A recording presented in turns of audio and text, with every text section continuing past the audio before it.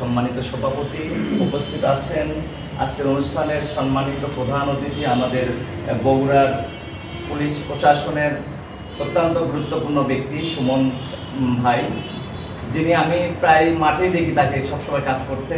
আর উপস্থিত আছেন আমাদের দৈনিক জায়জায়কালের বার্তা সম্পাদক সহ সাংবাদিকদের, সবাইকে জানাই আমার পক্ষ থেকে সালাম, আসসালামু আলাইকুম।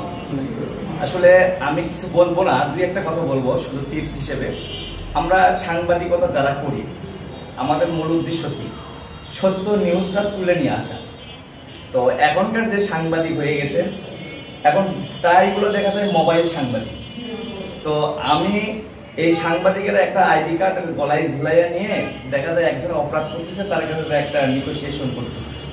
তো আমি দুই একটি কথার মাধ্যমে এটাই আপনাদের কাছে জানাবো, এই জায়জায়কাল যেন বাংলাদেশের একটি জনপ্রিয় পত্রিকা হয়ে ওঠে। আর জনপ্রিয় পত্রিকা হয়ে উঠতে গেলে অবশ্যই আপনাকে সত্য নিউজগুলো প্রচার করতে হবে। দেখা গেল একটা ঘটনা ঘটলো, সে জায়গায় আমরা যে সেই ঘটনাকে উল্টায় পাল্টায় একটু খেয়ে দিয়ে সব চেঞ্জ করে দিলাম। আমি আশা করব সবার কাছে, আমি করজোরে অনুরোধ করব, সাংবাদিক হচ্ছে সমাজের সবচেয়ে সম্মানিত ব্যক্তি। আমরা আগে দেখতাম ছোটবেলা, আমার ভাইও একজন সাংবাদিক ছিলেন, চাচাতো ভাই। তো উনি যখন রাস্তাতে যেত, মানুষ আগে ওনাকে সালাম করতো, এখন কিন্তু ওই জিনিসটা নাই।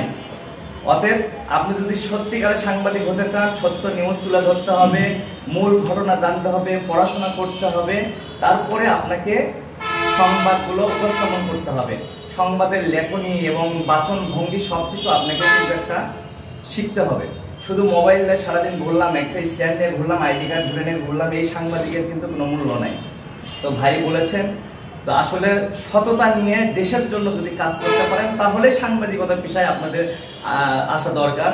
তো আমি সবার কাছে অনুরোধ করবো, এবং এখানে পুলিশ প্রশাসনের ভাই আছেন, ওনার কাছে আমার একটা অনুরোধ আছে, যেহেতু এখানে দেখা হয় না ওইভাবে। আমরা 5 তারিখের পরে যেটা দেখতে পাচ্ছি, পাড়ায় পাড়ায় এখন কিশোর গ্যাং তৈরি হয়ে গেছে এবং বিভিন্ন ধরনের মাদক দ্রব্য সরাসরি হয়ে গেছে। এবং আইন শৃঙ্খলা বাহিনীর যে আইনি যে তৎপরতা, এটা একেবারে নাই বললেই চলে।